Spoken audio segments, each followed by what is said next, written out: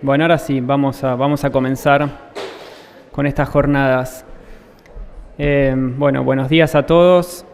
Gracias a todos por venir. Mi nombre es Tomás Pal. Para esta apertura, dadas las circunstancias y cierto cálculo sobre los nervios que podía sentir al estar aquí, preferí escribir algo, así que lo voy a leer con el mayor detenimiento que pueda y espero que lo disfruten. Antes de comenzar, le quería agradecer a la comisión directiva por haberme ofrecido para dar las palabras de apertura de este año, que es un año muy especial porque es el año tras la refundación. A su vez, quiero aprovechar la ocasión para agradecerle especialmente a Alfredo Edelstein, quien por razones personales hoy no se encuentra presente aquí, y no puedo dejar de decir que esa razón de su trabajo sistemático e ininterrumpido y su enorme disposición a sorprenderse, que encontré razones suficientes para seguir en el psicoanálisis. Bueno, dice así. Quisiera comenzar hablando de mi relación al psicoanálisis antes de llegar a Apola. Tomarme a mí mismo como caso paradigmático sobre los caminos más usuales en la formación del joven aprendiz a psicoanalista. Mi primer contacto con la obra de Freud fue en el campo de un amigo de antaño allá por el año 2000. Tenía apenas 14 años. En aquel entonces mi familia había adquirido las obras completas por Amorortu.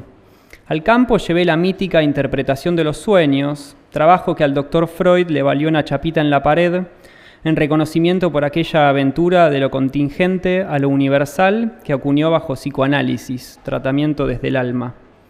Todo esto, por supuesto, yo no lo sabía. Fue más bien el color de los libros, antes que sus jeroglíficos, lo que me atrajo irresistiblemente. ¿Sería así la Viena de Freud? Donde imaginé que transcurría buena parte de los historiales clínicos mientras me necrotizaba en la universidad. Qué idiota ese López Ballesteros, ¿acaso no sabe que Triev no es instinct? Psicoanálisis, coro de sordos.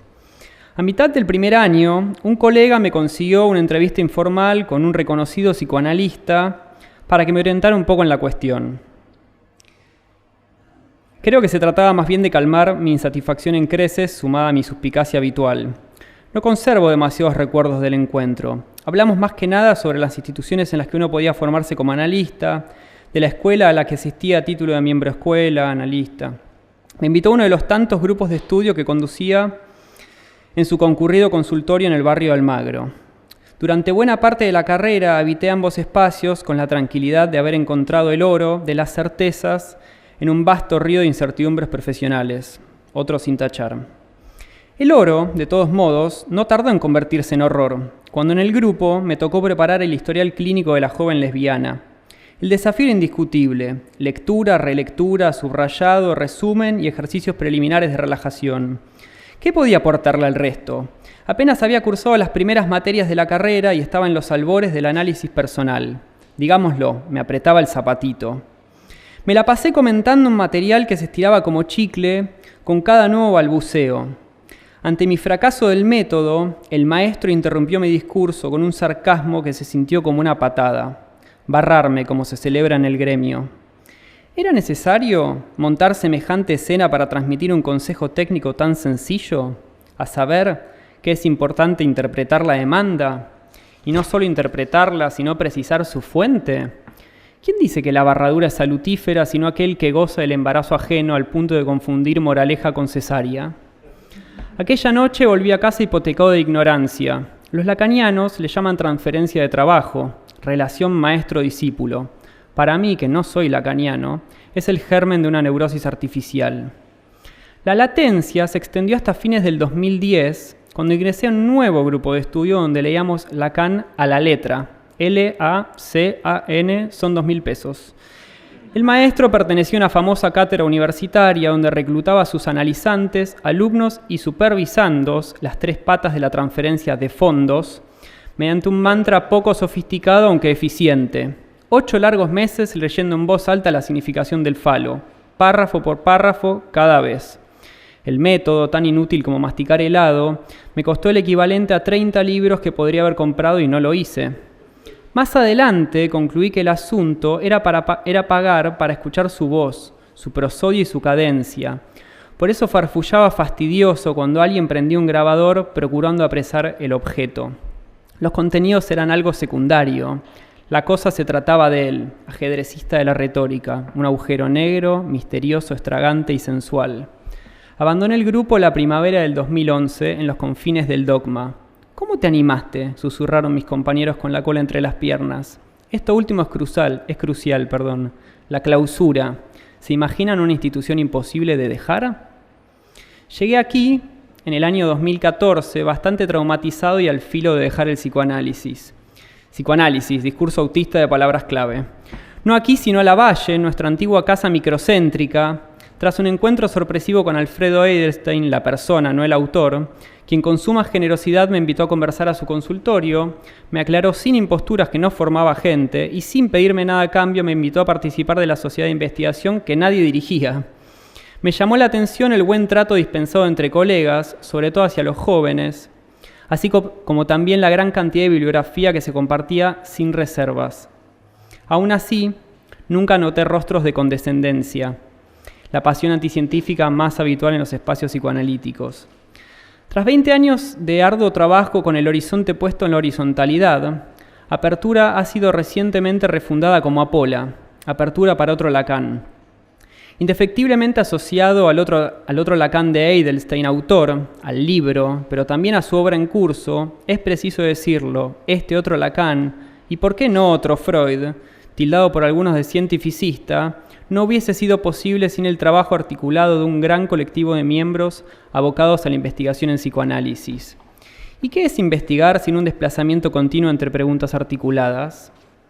Entonces, investigadores, no maestros, facilitadores de flujos bibliográficos, modeladores de suspicacias, refinadores de preguntas, pasadores de testimonios, donadores de palabras de apertura, y así.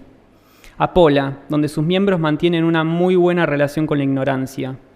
Maestro, en cambio, es alguien que está más cerca de pasar a mejor vida que de revisar su propia posición. 5 años después, si hay algo que aprendí en Apola es orientarme, a saber que no es lo mismo asumir una posición frente a un conjunto de problemas que memorizar una serie estereotipada de respuestas para preguntas que uno desconoce, que la abstracción es potente y la oscuridad un riesgo, que formarse no significa estar desautorizado, que es preciso no confundir lealtad con sumisión.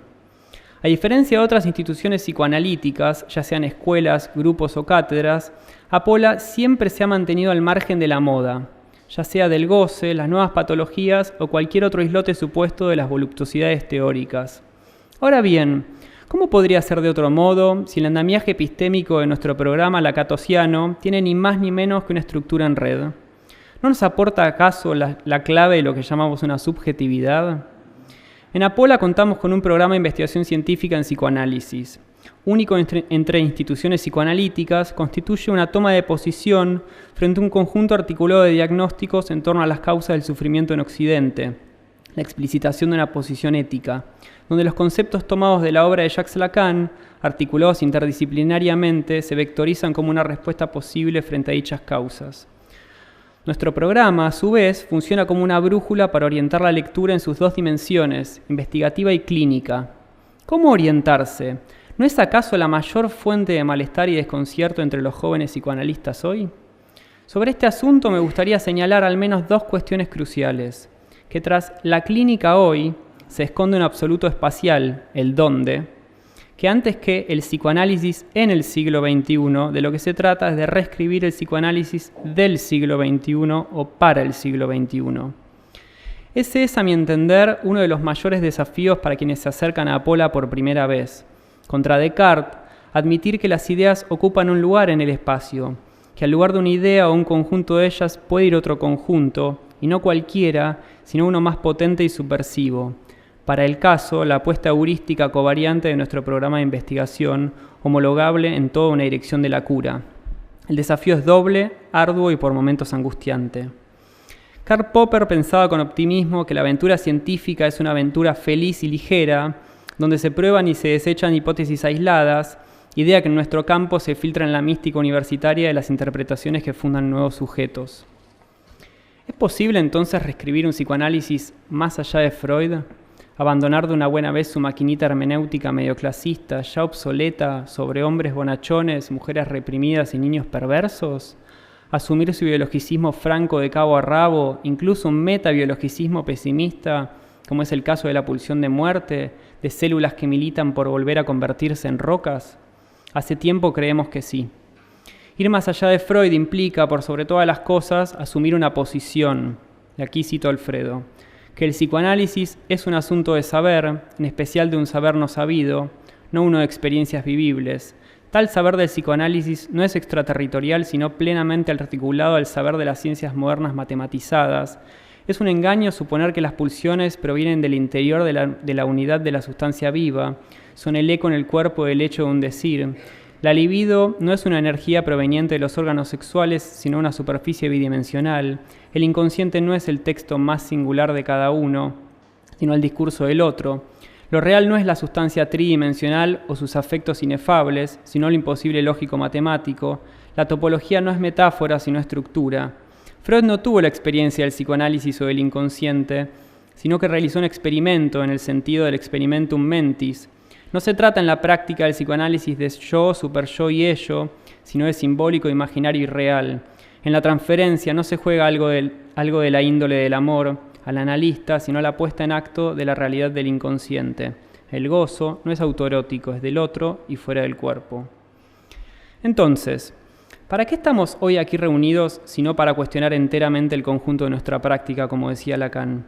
Por un psicoanálisis crítico, racional, claro, comunicable, interterritorial, feministado, libre de dogmas, relacional antes que identitario, fuertemente terapéutico, reescrito en clave de otredad para los tiempos que corren, orientado en espacio e inserto en un nuevo paradigma. Apola, donde no hay sarcasmos, patadas ni maestros. En los próximos 3 días contaremos con expositores de distintas ciudades de Argentina, Brasil, Chile, Venezuela, Estados Unidos, Italia, España y Uruguay. Alrededor de 300 participantes, más de 30 presentaciones de trabajos, mesas simultáneas y una conferencia a cargo de Alfredo Edelstein. Muchas gracias a todos por estar acá, aquí mismo o a través de nuestra transmisión online. Veo escenas, rostros nuevos, difícilmente se detenga, cada vez somos más. Como dijo Lacan, y su enseñanza lo demuestra, eso habla porque hay un discurso que así lo dice. Es momento de ponernos a trabajar. Muchas gracias.